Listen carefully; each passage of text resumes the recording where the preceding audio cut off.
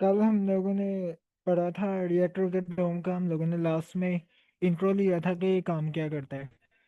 Reactor of the डोम असल में क्या करता है कि नेविगेशन का काम करता है। अगर हम एक वेबसाइट में एक पेज से दूसरे पेज पे जाना हो या नेविगेशन करनी हो तो उसके लिए हमारे पास एक लाइब्रेरी है जो रिएक्टर ऑफ द डोम है।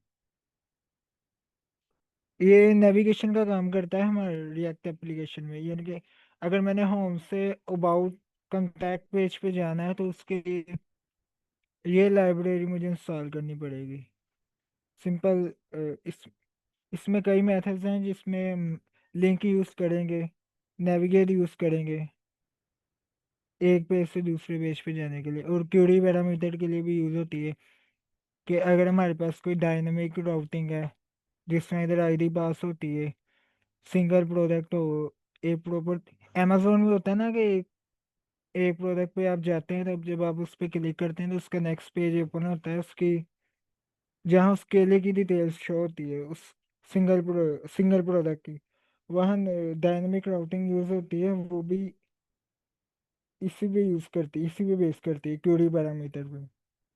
उसका सिलेक्ट जाता है, उसकी यूनिक आईडी जाती है जो हम इसी रिएक्ट router डोम से भेजते हैं।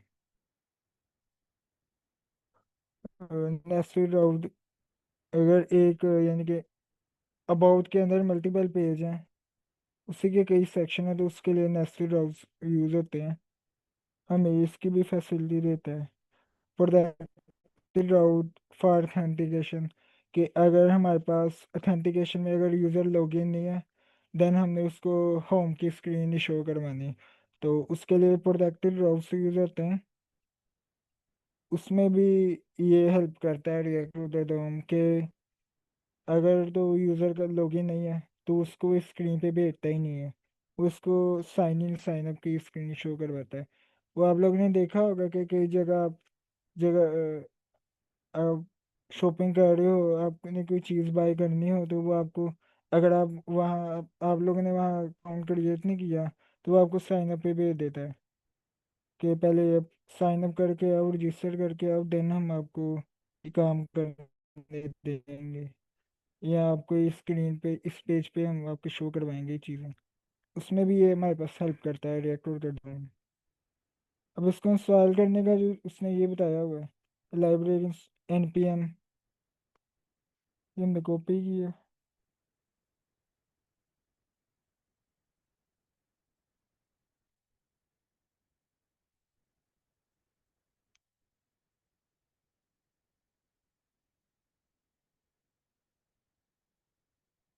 इंस्टॉल की है।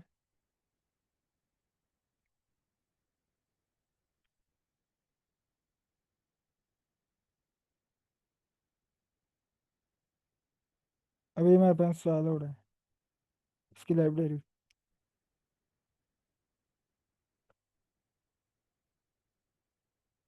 इंस्टॉल है, अब हम जाके जिससे देखते हैं। ये इंस्टॉल होगी, इसका वर्जन 7 है। तो अब हम इसको देखते हैं कि किस तरह यूज़ करते हैं इसको। इधर बताया इसने ब्राउज़र होता है, उससे सबसे पहले ये बताया कि अगर आपकी ये ऐप है,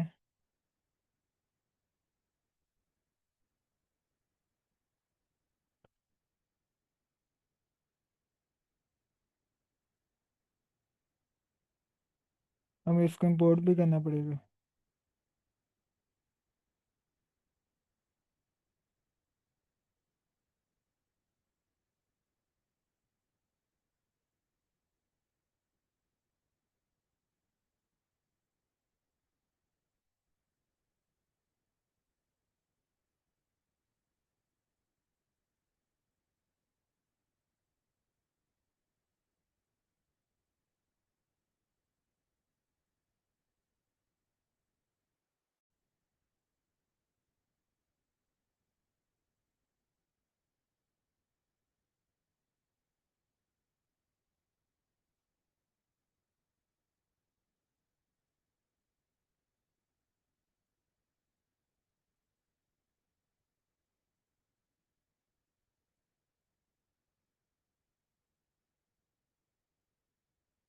मैंने इसके बारे में कहा है कि ये इसने पेज बनाए है, होम फंक्शन होम का पेज है, अबाउट का पेज है।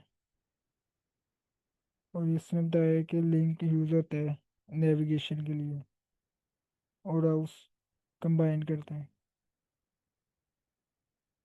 यहाँ तक हमने कर लिया, अब हमें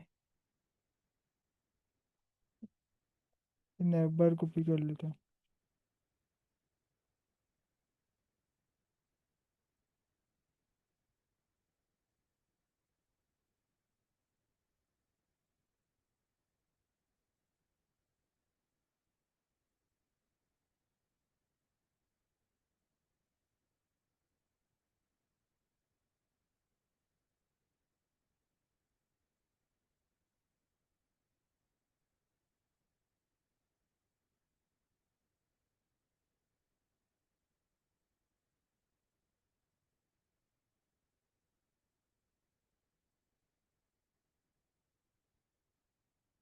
अभी हमें सिर्फ डॉक्यूमेंटेशन को फॉलो किया है, जो उसने बताया कि ये तरीका है लगाने का इसको।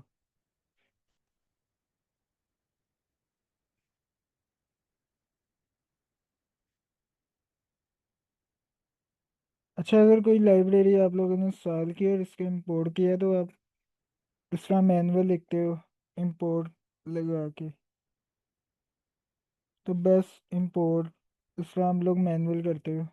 उसकी जगह इस पे लिंक पे के करके कंट्रोल स्पेस दबाओगे, ये आपको खुद ही ऑप्शन दे देगा इंपोर्ट करने का।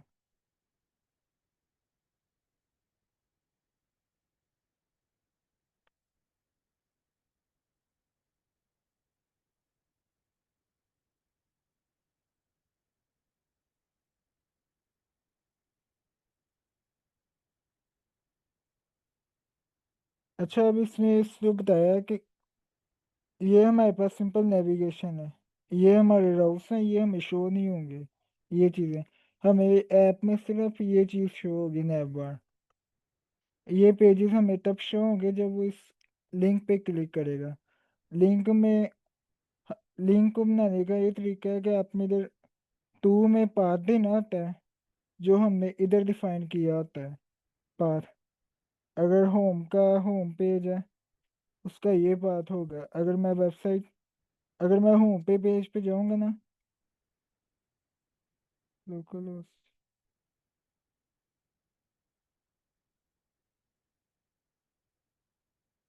तो मैंने एक पाथ डिफाइन किया होगा कि होम के लिए कौन सा पाथ होगा।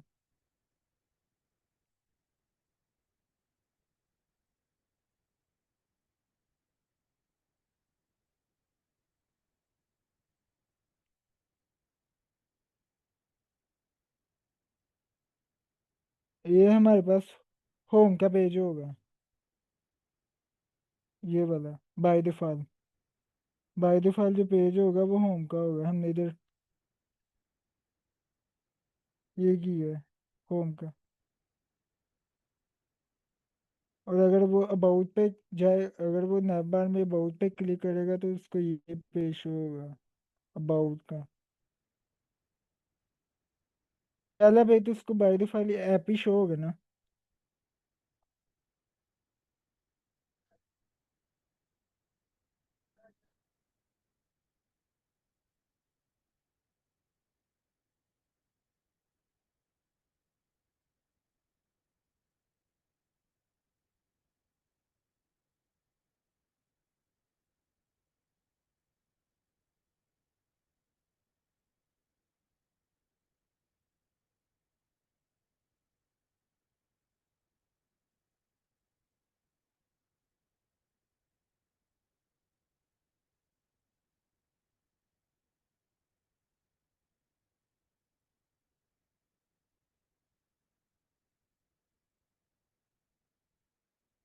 About is no define, error दे रहा है अबाउट इज नो डिफाइन।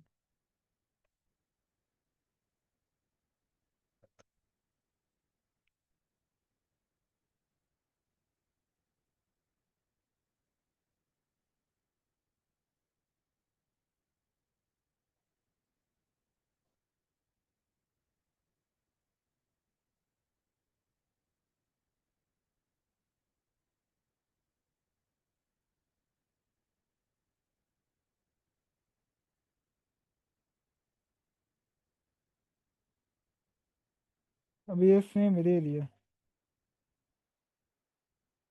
ये हमारी एप्लीकेशन है। ये हमें होम के पेज पे ले आया है। तो बाय डिफॉल्ट हमारा होम का पेज था ना, वो हमें इस पे ले आया है। अगर मैं इधर एक और पेज बनाता हूँ राउट में, एक और पेज बनाता हूँ। इधर मैंने पेजेस बनाए थे, डैशबोर्ड का पेज बनाया।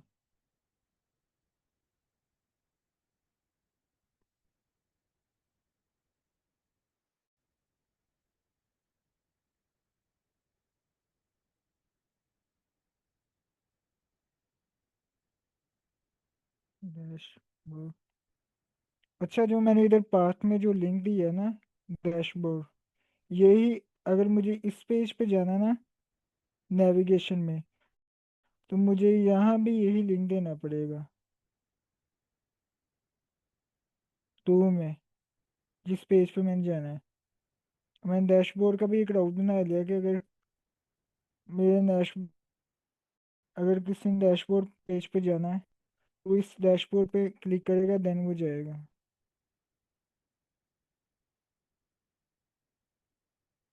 और ये डैशबोर्ड शो हो गया इस पेज पे।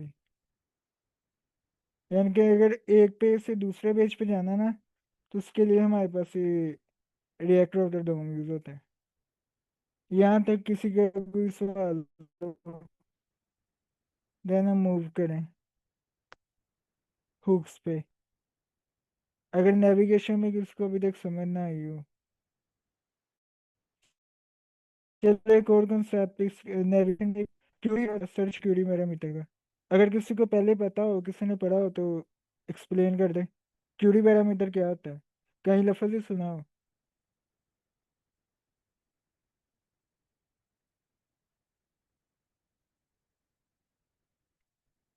तो ये मैं उदी बोला,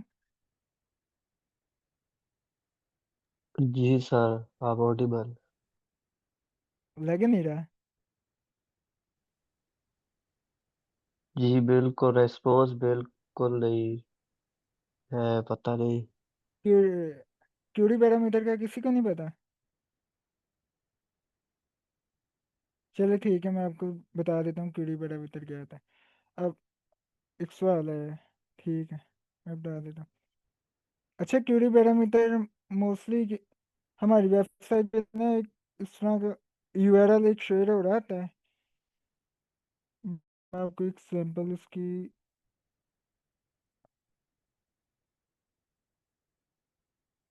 मेरी क्रोम की स्क्रीन है विजिबल। जी सर, करो में। हमारी वेबसाइट पे ना हमारी वेबसाइट पे ना जब हम किसी एक, अब एग्जांपल इसकी मैं आपको देता हूँ, अगर आप पेमेंट कर रहे हैं तो, नहीं पेमेंट वाली आपको इशू कर। अच्छा, हमारी वेबसाइट पे ना कुछ चीज़ें होती हैं जो डिटेल पेज ही लगा लें। अगर आप में एक अमेजोन पे आप गए होते हैं प्रोडक्ट्स पेज पे, वहाँ आपको कितनी ज़्यादा प्रोडक्ट्स शो हो रही होती हैं। जब आप एक पे क्लिक करते हैं तो देन वो उसकी डिटेल पे जाता है। तो वो अपनी आईडी के थ्रू जाता है। हर प्रोडक्ट की एक यूनिक आईडी होती है। अब वो यूनिक आईडी मोंगोडीबी भी आईडी होती है, वो इस फॉर्मेट में होती है। मैं आपको शो करवा देता हूँ।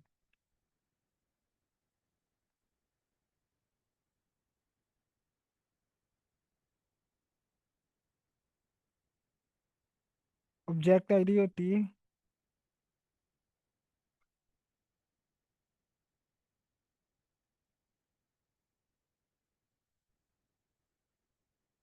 कोई भी रैंडम वैल्यू होती है।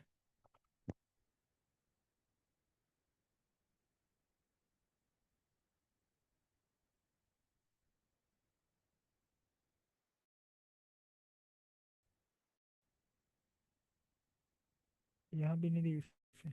कोई भी रैंडम वैल्यू होती है, वो हमें देता है यानी कि एक पे, अगर हम किस पेज पे जा रहे हैं इसका, तो हमें वो आईडी गेट करने के लिए ना सर्च क्यूरी पैरामीटर यूज होता है रिएक्ट router में। उसके लिए हम डायनामिक राउटिंग यूज़ करते हैं। तो उसको उसको जो लिखने का तरीका है वो ये है कि इसी पेज पे अगर मैं जा रहा हूँ, डैशबोर्ड पेज पे, इसी के आगे इसी के आगे हम लिख लेते हैं कॉलन लगा के आईडी, कि इस पेज पे आईडी आ रही, कोई यूनिक वैल्यू आ रही है।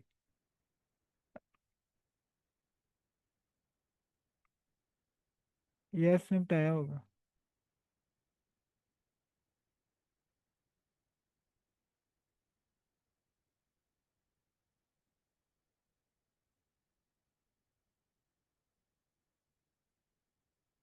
यूआरएल पैरामीटर, क्यूरी पैरामीटर, ये उसने बताया कि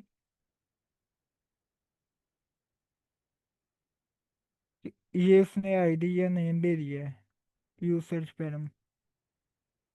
हाँ, ये उसने बताया कि अगर पाथ में उसने इस तरह डिफाइन किया है कि अगर हमें कोई भी यूनिक वैल्यू देनी है ना, जो हमने ऊपर से पैरामीटर्स यूआरएल से लेनी है। अब ये मैंने ये नाम अगर यूआरएल से लेना है, तो उसके लिए मेरे पास इसको डायनेमिक बनाना पड़ेगा। इसको डायनेमिक बनाने के लिए उस पेज का यूआरएल पाथ दे दिया और आगे सेमीकोलन लगा दिया, आईडी। अब डैशबोर्ड डिटेल पेज पे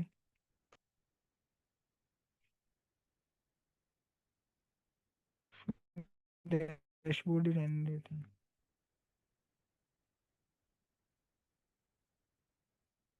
इसी को बना लेते हैं आईडी।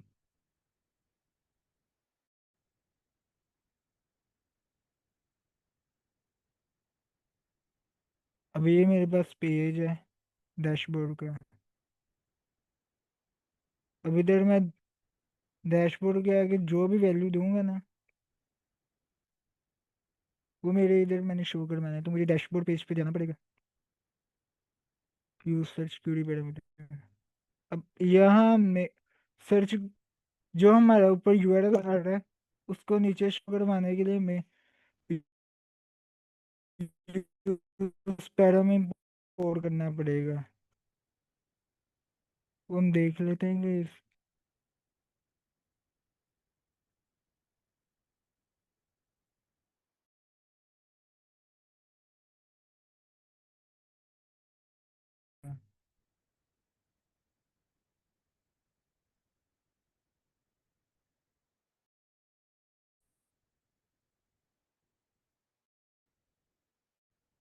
हमने वहाँ आईडी डिफाइन किया था, तो वहाँ आईडी है।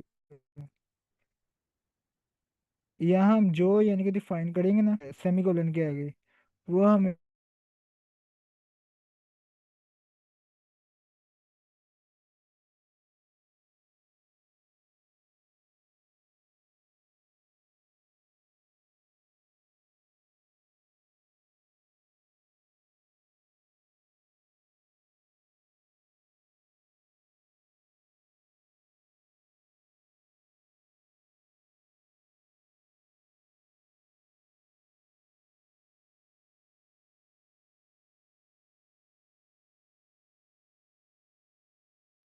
जी शायद सर कासिम का इंटरनेट सही नहीं है।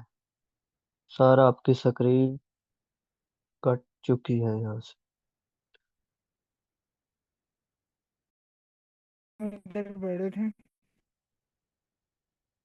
मैंने जो क्यूरी पैरामीटर डायनेमिक राउटिंग के लिए अगर यूआरएल में यहाँ हमने कोई आईडी यूनिक वैल्यू भेजनी है, तो उसके लिए हमें यहाँ राउट पैथ पे सेमी कोलन लगा के आगे उसका नाम देना पड़ेगा। मैंने इधर आईडी दी है, तो मुझे अगर उस पेज पे गेट करना है यूआरएल से, तो यहाँ भी आईडी देना पड़ेगा, और यूज पैरम को मुझे इंपोर्ट करना पड़ेगा।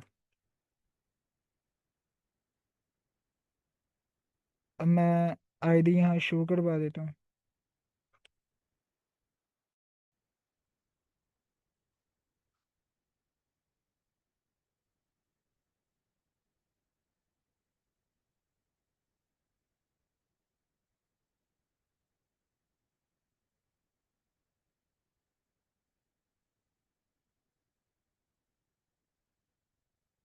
मैं डैशबोर्ड पे आया, डैशबोर्ड वाली पेज पे।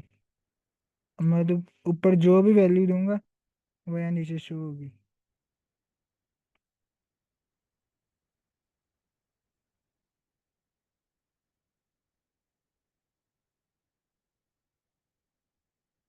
ये ये ऊपर मैं, इधर मैं अपना नाम भी दूंगा ना, डैशबोर्ड का। अभी तक किसको क्यूरी पैरामीटर में इशू हो रही हो?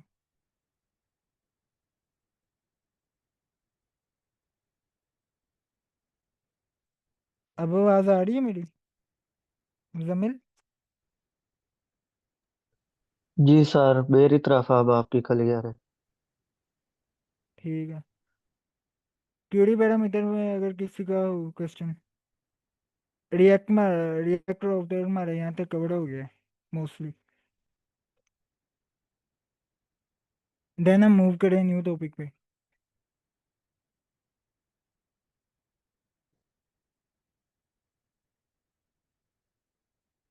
अच्छा, इसके बाद जो हमारा जो मेन टॉपिक है वो हुक्स है। हुक्स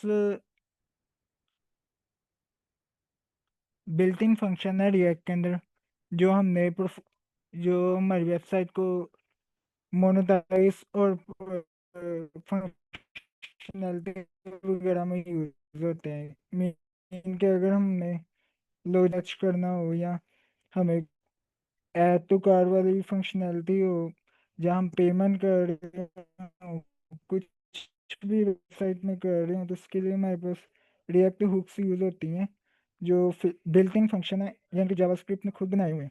हम इनमें कोई चेंज नहीं कर सकते। हमें इन्हीं के मेथड के मुताबिक हमें उसको यूज़ करना होगा, हम उसको कस्टमाइजेशन नहीं कर सकते बिल्ट इन फंक्शन को।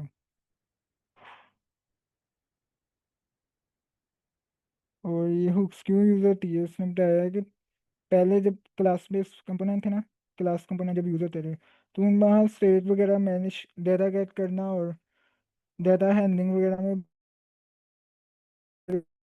बहुत ज़्यादा इशू हो रहे थे। उसको सॉल्व करने के लिए उन्होंने उसको हुक्स लिए हैं, यूज से रहे, जो हमने कल स्टडी किया था। आज हम इसको दोबारा देखेंगे। यूज फैक्ट है, यूज स्टेट हमारे पास कोई डाटा स्टोर वगैरह, अ, कोई भी यानी कि वेबसाइट में डाटा स्टोर करने के लिए और अपडेट करने के लिए ना, यूज स्टेट यूज होता है हमारे पास। लाइक अ मेमोरी वैल्यू, हमने कल काउंटर ऐप बनाई थी एक यूज स्टेट से। और अगर हमारे पास कोई भी डाटा एपीआई से आ रहा है, हमें इसको अपनी वेबसाइट पे शो करवाना है, तो उसके लिए यूज फैक्ट यूज होता है। ये इसमें इधर दिया हुआ है तरीका, कि हमने एक फ्रेश डाटा का एक फंक्शन बना दिया जो हमारी एपीआई से डाटा कलेक्ट कर रहा है, और हमने इसको यूज पैक के अंदर स्टोर करवाया। यूज कंटेक्स्ट हमारे पास प्रोप्स में देखी थी कि क्या होता है। प्रोप्स में हम बार बार वे एक एक वैल्यू दूसरी वैल्यू गेट कर रहे हैं, यानी कि हमने एक कॉमन कंपोनेंट बना दिया, उसको बार बार हम यूज करें। लेकिन उससे अच्छा जो बेस्ट तरीका ना, वो यूज कंटेक्स्ट है। ये शेयर डाटा करता है एक कंपोनेंट से दूसरे दूसरे कंपोनेंट्स में। कॉन्टेक्स्ट एपीआई हम एक, अगर हमारे पास टाइम हुआ तो हम ये कॉन्सेप्ट पढ़ेंगे कॉन्टेक्स्ट एपीआई, उसमें ही यूज कॉन्टेक्स्ट यूज होता है।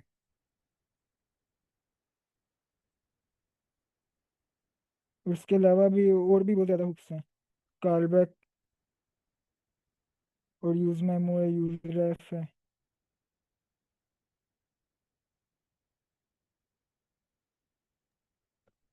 सर कासिम, शायद आपकी वॉइस जो है वो थोड़ी लो है।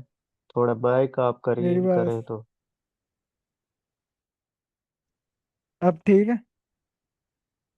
जी, मैं तो हेडफोन लगाए हुए, मुझे तो अब सही ठीक आ है? रही है। हाँ, पार्टिसिपेंट कंफर्म करें।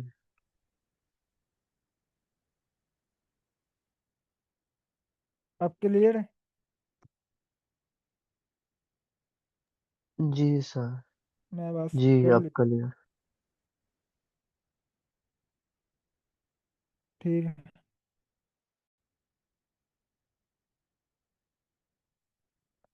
अच्छा, हम आज दोबारा अगेन कंसेप्ट कर लेते हैं इसका। यूसेज क्या होता है, हम इसको किस तरह बनाते हैं। यूसेज को बनाने का जो तरीका कल भी मैंने बताया था कि वेरिएबल बना लिया कौन, स्क्वेयर ब्रैकेट। यहाँ हमने अब नाम देना है, जिस तरह मैं फंक्शन बनाने जा रहा हूँ काउंट, और SET सेट लगाना है, और जो हमने इधर फर्स्ट में दिया होगा इसी को सेट के अंदर पेस्ट करना है, लेकिन कैमरिस में।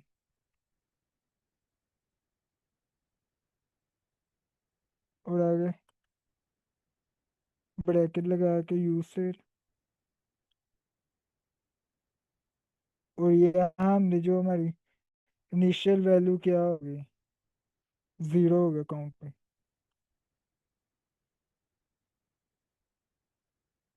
और यहाँ हम एक बटन बना देंगे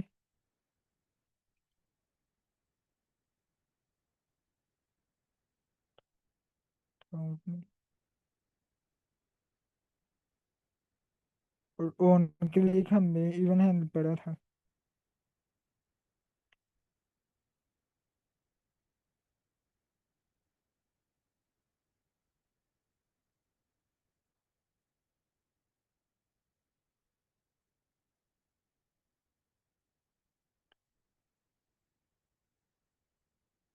एक फंक्शन बना दिया कॉल बैक फंक्शन, जो क्या करेगा कि अब मैं प्लस करते जाऊंगा ना, इनिशियल वैल्यू उसकी जीरो होगी। पहले जो इनिशियल वैल्यू आएगी ना वो जीरो होगी। फिर ये ज़्यादा स्टोर करता जाएगा, मैं जितनी बार क्लिक करूंगा उतनी बार +1 उसमें इंक्रीमेंट होता जाएगा। अगर मैं इधर +5 कर दूंगा,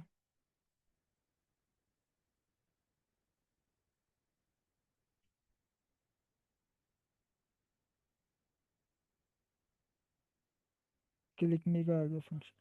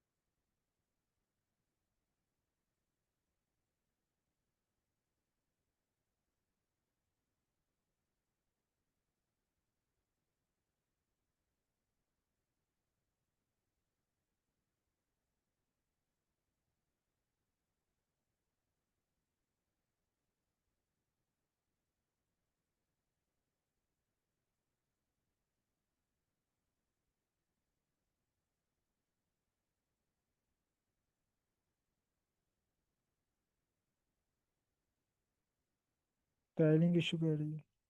हाँ, ये नहीं आएगा।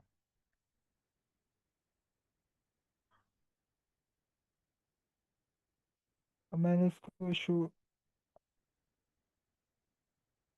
अब काउंट क्या करेगा कि अब मैं जितनी बार वो प्लस करूंगा वो इतनी बार नीचे शो होता जाएगा।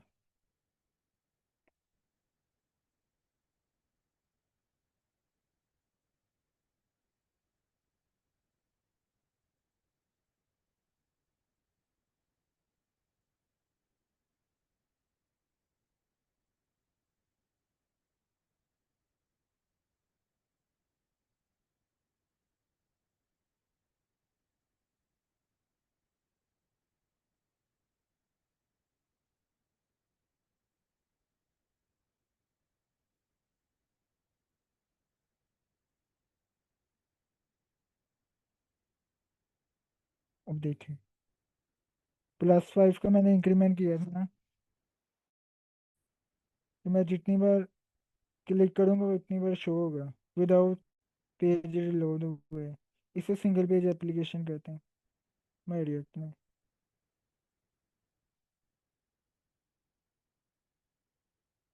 थ्री 9। अगर आप लोगों ने यहाँ नहीं शो करवाना हो तो आप इसको कंसोल भी करवा सकते हैं। यहाँ लो,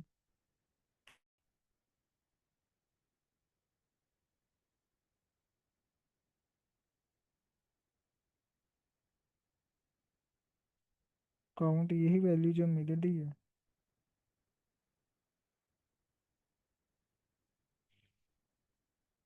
और आप यहाँ कोमा लगा के उसको स्ट्रिंग में कुछ भी पास कर सकते हैं। इससे इजी होता है कि आपको वैल्यू कंसोल में इजीली शो हो जाती है।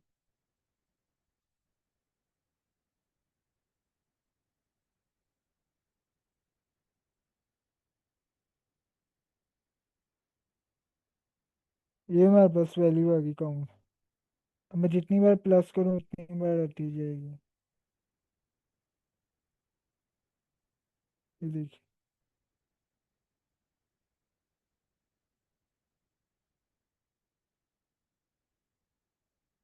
यूज से तक क्लियर है।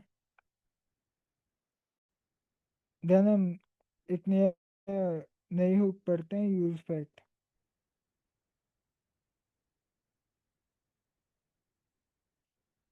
यूज फैक्ट क्या करता है कि हमारे पास किसी भी एपीआई, अगर हमारे पास एपीआई में डाटा आ रहा है, गेट की एपीआई। अच्छा, मैं आपको एपीआई का कंसेप्ट दे देता हूँ। API stand for application programming interface. ये क्या करता है कि फ्रंट एंड और बैक एंड के दरमियान जितनी भी कम्युनिकेशन होती है, एपीआई उसको हैंडल कर रहा होता है। यानी कि एक रेस्टोरेंट में एक वेटर का काम कर रहा होता है। बैकएंड क्या काम कर रहा है, जो वो शेफ खाना बना रहा है। फ्रंट एंड हम लोग हैं जो उधर जाके बैठे हुए हैं होटल में। और जो हमारे और शेफ के दरमियान जो कम्युनिकेशन कर रहा है वो वेटर कर रहा है। तो वेटर इज जस्ट लाइक का एपीआई जो ये हमारे पास काम कर रहा है। अब एपीआई करने के एपीआई के भी कई तरीके हैं। जो हम लोग जो मेन प्रोडक्शन में एपीआई की जो मेथड होते हैं ना, एक होता है गेट का। जो हमारे पास कोई भी एपीआई होती है, कोई डाटा कलेक्ट करना हो, जितना भी कोई एपीआई से डाटा आ रहा होता है, हम उसको गेट की एपीआई से करते हैं। एक मेथड गेट का हो गया। और एक जो दूसरा मेथड होता है पोस्ट का। पोस्ट क्या करता है कि हमें एक फॉर्म फिल करना होता है ना, यानी कि कॉन्टैक्ट का पेज है, हमने किसी भी रजिस्ट्रेशन कर रहे हैं, साइन इन कर रहे हैं, उसके पीछे हमें एक फॉर्म फिल करना होता है ना। उसमें जो एपीआई लगती है वो पोस्ट की होती है, पीओएस की, पोस्ट। ये हमें कोई भी फॉर्म फिल वगैरह करना हो या कोई अपना डाटा भेजना हो डेटाबेस को, बैकएंड को, तो उसके लिए हमारे पास पोस्ट मेथड यूज होता है। थर्डली जो मेथड है हमारे पास, एक पैच होता है और एक पुट होता है। दोनों का काम एक ही होता है। ये हमारे पास कोई, अगर हमने कोई डाटा अपडेट करना हो, यानी कि अगर मेरा प्रोफाइल में मेरा नाम मोहम्मद कासिम है, अब मैं उसको चेंज करके कासिम यूसुफ करना चाहता हूँ, तो उसके लिए जो एपीआई हमारे पास यूज होगी वो पैच या पुट की एपीआई होगी। ये हमारे पास तीसरा मेथड है। और फोर्थ मेथड है हमारे पास डिलीट का। डिलीट क्या काम करती है कि अगर हमने हमने कोई एक चीज़ डिलीट ही कर दी है, यानी कि अब मेरा यूज़र ही डिलीट करना हो या कोई अमेजोन की भी प्रोडक्ट डिलीट करनी हो, तो उसके लिए डिलीट की एपीआई यूज होती है, जो पूरा का पूरा ऑब्जेक्ट डिलीट कर देती है। यहाँ तक इसको कोई क्वेश्चन हो, एपीआई क्या होता है, क्लियर है?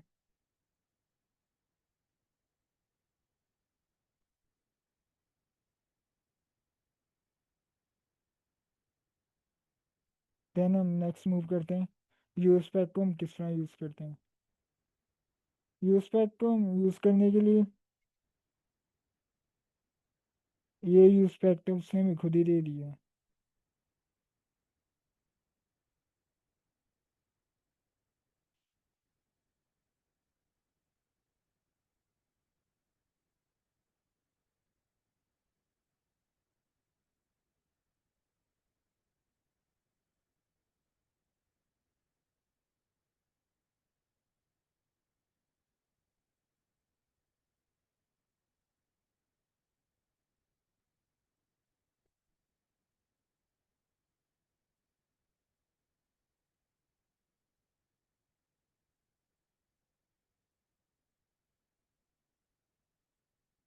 अब मैं आपको दिखाता हूँ।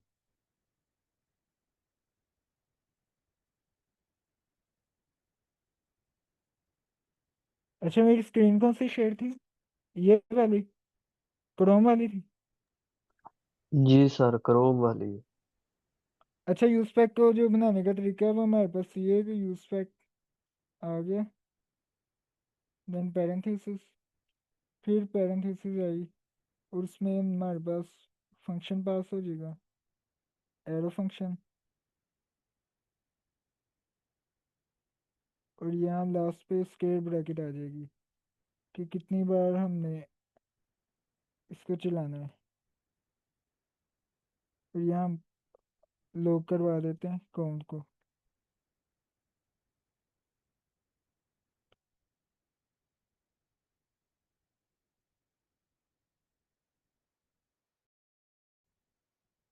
अब जितनी बार काउंट चलेगा ना हमारे पास, उतनी बार ही यूज पैक चलेगा। अगर एक बार ही चलेगा, हमारी ऐप एक बार ही यानी कि री रेंडर होगी।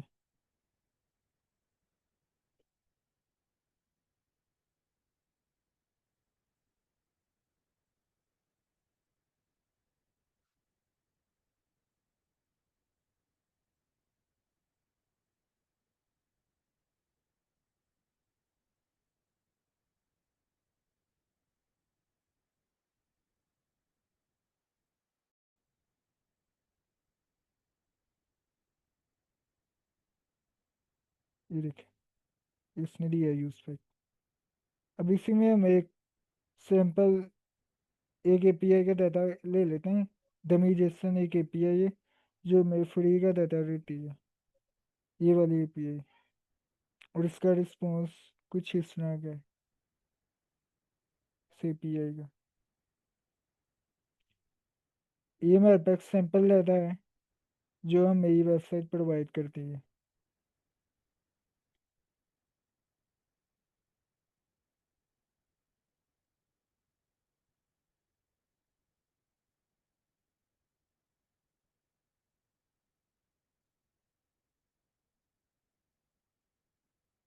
ये इसने मेथड ही है कि आप अपना एपीआई से डाटा किस तरह कलेक्ट कर सकते हैं, गेट की एपीआई का। और भी इसमें मेथड ही है, पोस्ट का, पुट, पैच, डिलीट का। इस एपीआई पे इस एपीआई पे फ्री यानी कि डाटा बड़ा होता है, डमी जेसन एपीआई का। अभी के लिए हम एपीआई तो नहीं बना रहे, हम इसको यूज़ करना पड़ेगा।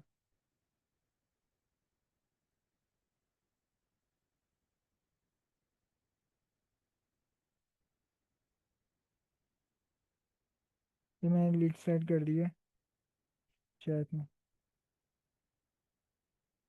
ये हमारे पास अभी के लिए इसने दिया है, हमें इसको यूज़ करना पड़ेगा। अच्छा, अब हमारे पास वेबसाइट तो आ गई है। एक हम फंक्शन बना लेते हैं, फैच डेटा का। एसिंग फंक्शन बना लिया है कि अगर हमारी एपीआई टाइम ले रही है तो क्रैश ना हो हमारी एप्लीकेशन। ट्राई कैच पढ़ा था आप लोगों ने, क्या आता है?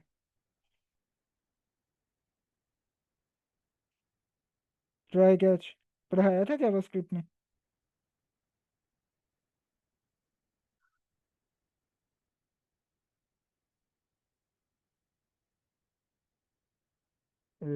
सर तैयब, जी सर। मुबारिस, ट्राई कैच पढ़ा था आप लोगों ने? नहीं अच्छा, ट्राई सर, कैच भी। नीचे आया ट्राई मैसेज है। ठीक है। ट्राई कैच भी हमारे पास एक वैलिडेशन के लिए होता है कि अगर हमारी एप्लीकेशन में, या अगर हमारे पास एपीआई में डाटा यानी कि सही नहीं आ रहा, या डाटा ही नहीं आ रहा, तो ट्राई कैच क्या करेगा कि पहले उसको चेक करेगा।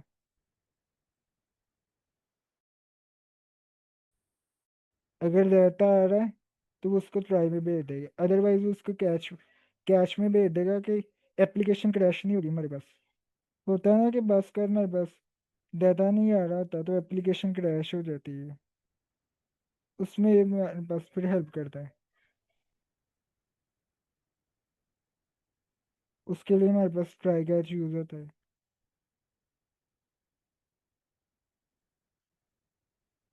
यहाँ इसने बताया कि यहाँ से मेथड दिया होगा, ये दी है हमें फैच का मेथड, इसको कॉपी किया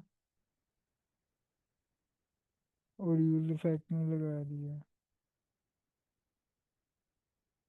अभी यहाँ हम अपना सेट काउंट में एक और यूजर बना देते हैं जहाँ हम यही डाटा स्टोर करेंगे। D A T A,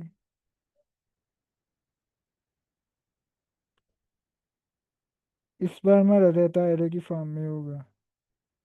KPI का रिस्पॉन्स इस फॉर्मेट में आ रहा है। तो सी,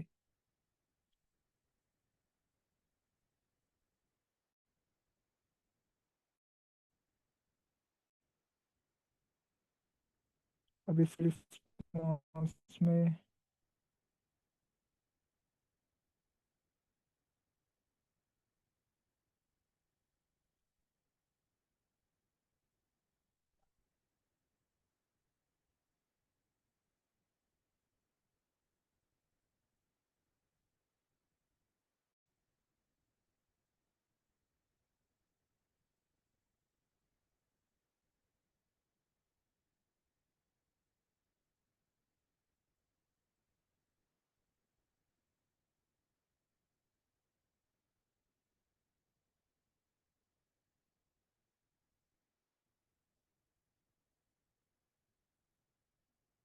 देन का मेथड ही है जो all हमारे पास यूज होता है।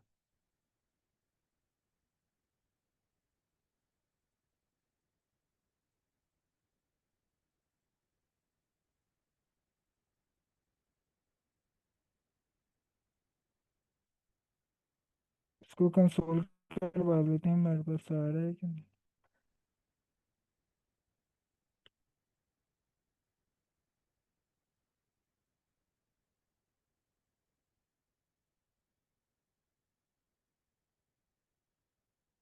आ रहा है, गेट।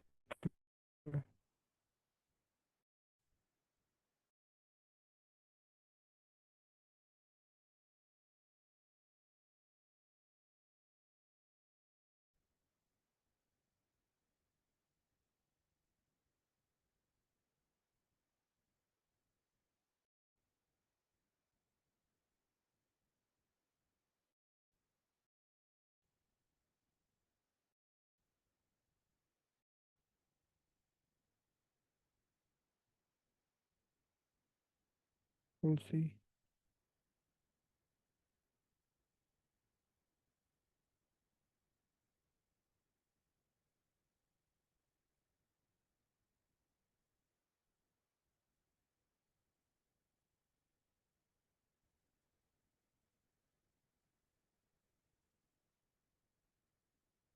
ये हमारे पास आ गया था। ये एरे की फॉर्म ही आया हमारे पास। प्रोडक्ट्स में एक एरे बनी है जहाँ मल्टीपल डाटा शो करवा रहा है। हमारे पास रहता आ गया। अब हम इसको अपनी ऐप में शो करवाने के लिए हम लोगों ने एक कॉन्सेप्ट पढ़ा था, मैप का। हम प्रोडक्ट्स को मैप करेंगे अपनी ऐप के अंदर।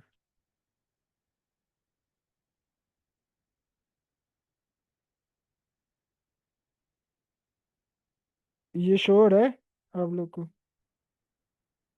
कि ये हमारे पास रहता आ रहा है? ये हमारे पास रहता किस फॉर्मेट में आ रहा है? कोई बताएगा जो हम लोगों ने पढ़ा था नेक्स्ट प्रीवियस 2 क्लासेस में।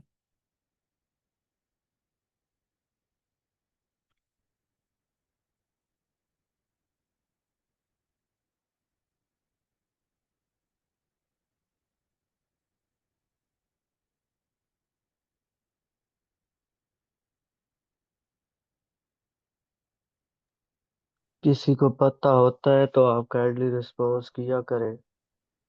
इस तरह आप रिस्पॉन्स नहीं करेंगे तो फिर थोड़ा ट्रेनर ही कंफ्यूज हो जाता है।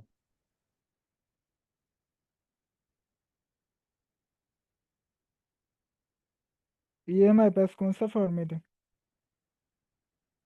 कोई बताएगा? ये हम लोगों ने पढ़ा था पहले क्लासेस में। हमारे पास जो फेक एपीआई जो हमने भी लगाई है ऐप में, इसका ये इसका जेसन फॉर्मेट रिस्पॉन्स है। सही कहा बिल्कुल। JSON format. और जेसन फॉर्मेट को हम किस तरह शो करवाते हैं अपनी ऐप में, कोई आइडिया है? इसके लिए हम लोगों ने हाई ऑर्डर फंक्शन पढ़े थे एरे के। एरे पढ़ा था। एरे तो पता होगा ना, ये भी रहता है एरे की फॉर्म में आ रहा है। मैं हम फंक्शन लोगों यूज करेंगे उसको। ने अगर अपनी ऐप में शो करवाना हो।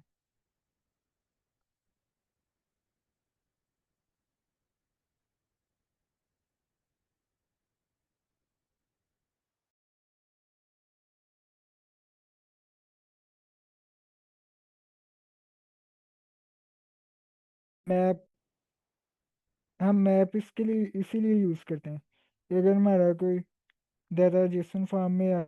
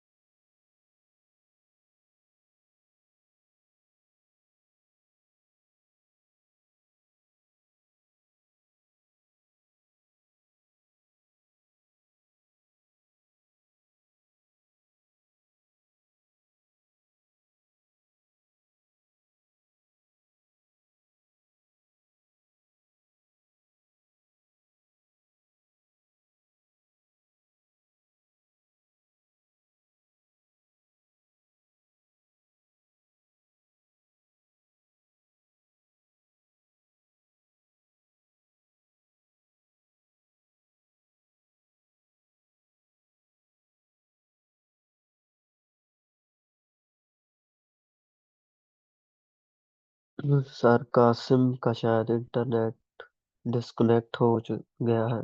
तो अभी हमारा टाइम भी हो गया है, एंड हो गया तकरीबन।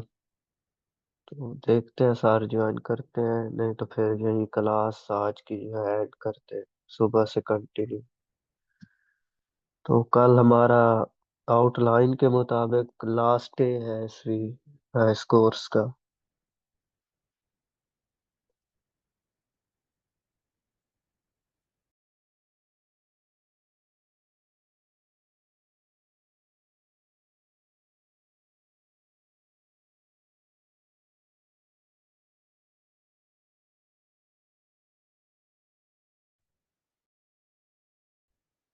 ये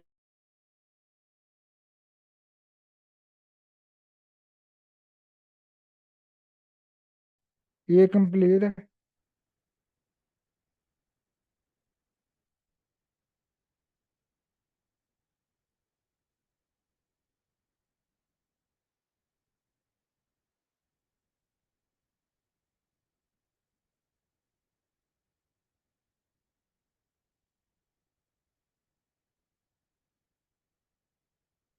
फिर तो ये ठीक है, फिर कर देते हैं सेशन।